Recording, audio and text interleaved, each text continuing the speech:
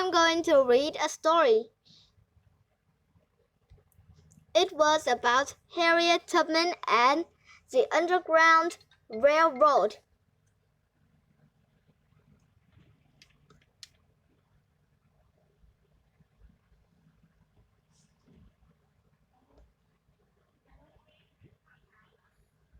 Born into slavery.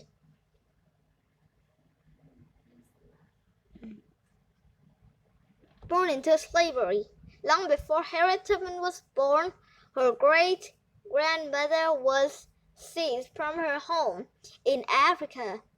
The kidnappers packed Harriet's great-grandmother into a small wooden ship with hundreds of other Africans and sent her to the United States. Once she arrived, the traders who had enslaved her sold her to the owner of a large farm called a plantation. Harriet's great-grandmother was now the woman whose property of a man she had to call master. All of her children and grandchildren were enslaved too. Their enslavers forced them to do hard labor and sometimes punished them cruelly. They received no pay, only meager food and housing that was no better than that of farm animals. Many of them were never taught to read and write. Enslaved people had no freedom to go where they wanted, and sometimes they weren't allowed to marry or raise their own children. Members of enslaved families could also be sold to different enslavers, breaking up the family. Dreams of escape. Harriet was born around 1820. Like all enslaved children, she couldn't run and play. She worked all the time, but sometimes her enslavers whipped her anyway. When she saw them sell two of her sisters, Harriet was terrified that she would also be sold and have to leave her family.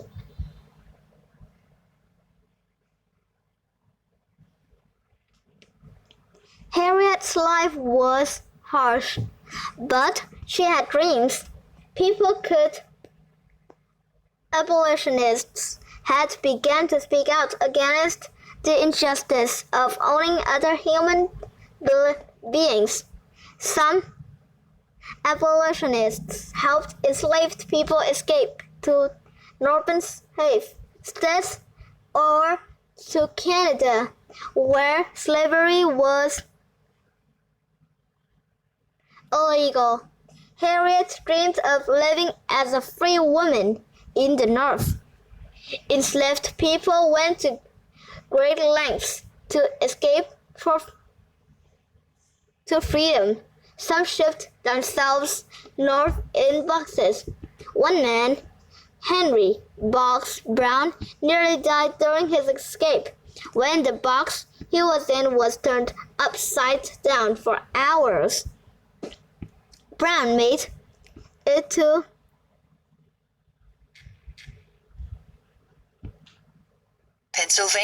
Pennsylvania, a free state, and freedom after 26 hours in his box.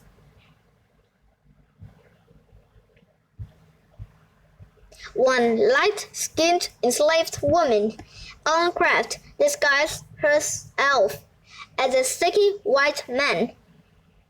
The enslaved man who accompanied her was actually her husband, William Craft. The Crafts traveled by train and steamship, reached Philadelphia on December 25, 1848. When she was still a girl, Harriet tried to help an enslaved man who was trying to escape. When the owners and the officer threw a metal weight to stop him. It struck her in the head. Harriet almost died after the wound. For the rest of her life, she had headaches and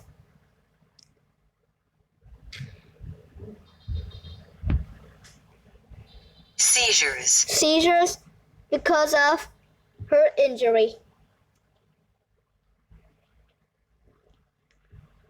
Years later, Tubman started planning her own escape. She wanted her husband, a free black man,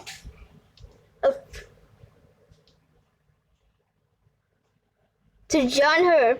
He refused, but Tubman was determined to become a free woman. One day, Tubman's enslaver died. She knew the people the man had enslaved would be sold. It was time to go. She and her two of her brothers ran away, but soon after they left, her brothers turned back. Tubman kept going.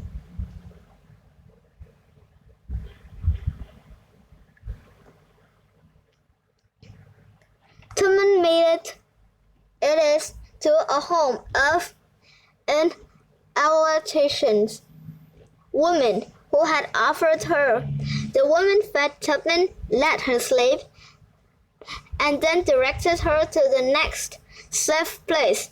When Tubman reached their house, the people there directed her to her next stop. The secret network of safe houses was called the Underground Railroad. To escape, Tubman walked 100 miles, 160 kilometers alone through unknown land. She traveled at night and hid during the day. She arrived at the border of Pennsylvania. She was free, leading others to freedom. When Tubman reached freedom, she was overjoyed. Then, with such a glory over everything, she said when she remembered that day, the sun come like gold through the trees. Tubman went to work. She cooked, washed dishes, and cleaned people's houses. Now she was free. People actually paid her to work for them. But Tubman wasn't content to sit back and enjoy her freedom. She saved money. She earned so that she could help free others.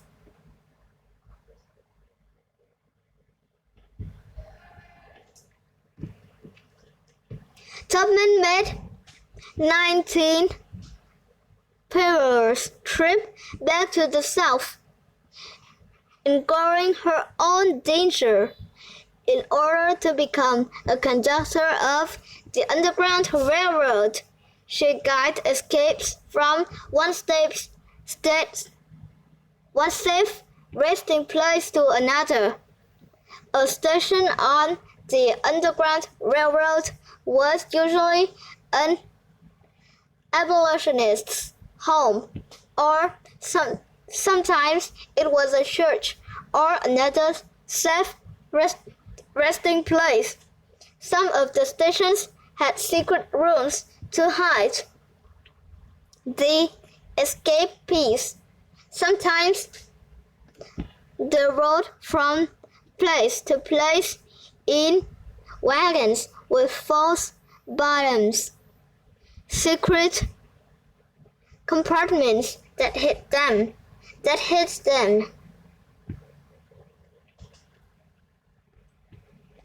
In 1850, the United States passed the Fugitive Slave Act, which made it a law that the northern states had to return any escapees to their enslavers.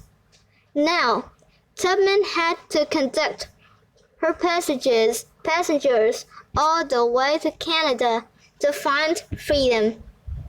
Do you know? People working in the Underground Railroad use code words. Fright means escapees. Stations were safe houses or other places to stay. Conductors were the people helping the enslaved people escape. Lines were the rulers' wish to freedom.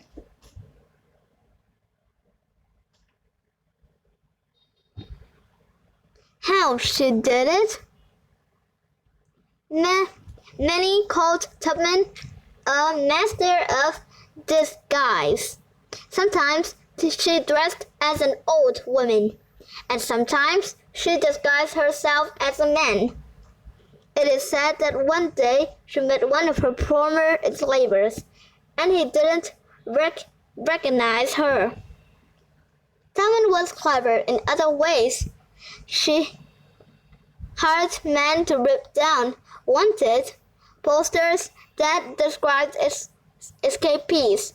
Runway notices weren't put in newspapers on weekends.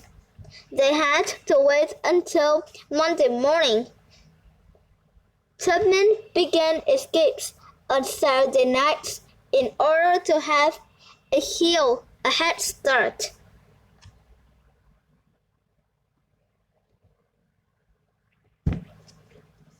If Tubman saw people she bought were hunting for escapees, she'd turn and go south to make it look as though she wasn't trying to escape. If the escapees wanted to turn back, she forced them to keep moving north to freedom. She boasted that she never lost a passenger. Enslavers were furious, and they offered a reward for Tubman's capture.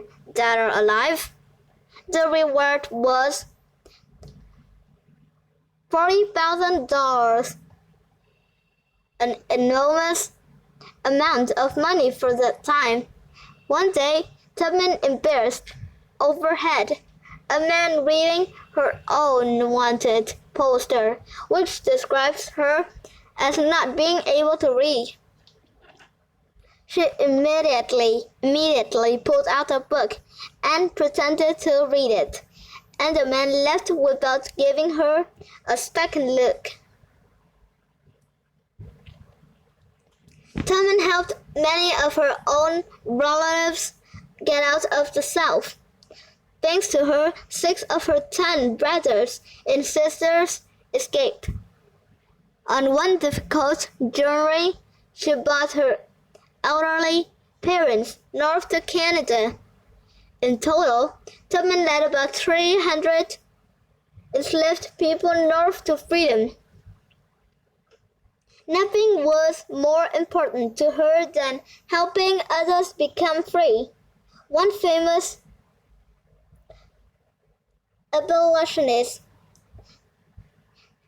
abolitionist, John Brown, called Harriet Tubman one of the bravest persons on this continent. The end of slavery. On April 12, 1861, the Civil War began. The North and South fought each other over the rights to enslave people. During the war, Tubman worked as a nurse for the North's Union Army. She was also a spy.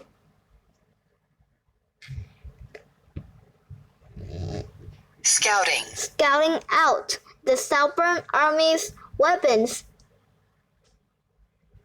warehouses, and she continued to travel into the South to lead enslaved people north.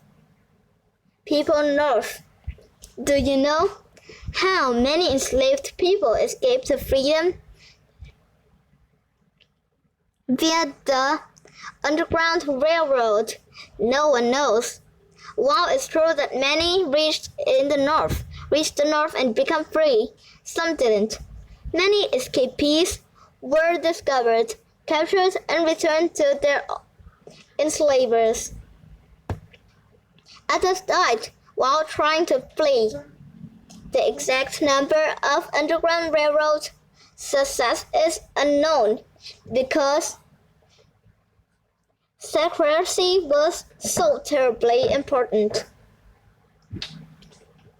When the Civil War ended in 1865, slavery did too. Tubman remarried and lived in Auburn, New York. She sold vegetables door to door. She had very little money, yet she turned her own house into a home for free black people in need of help. She worked for their aid and education. She also fought for the right of women to vote. Harriet Tubman was in her 90s when she died in March 10th, 1913. She devoted her long life to freedom. She will always be remembered as a true hero. Thank you for listening to me, and goodbye. See you next time.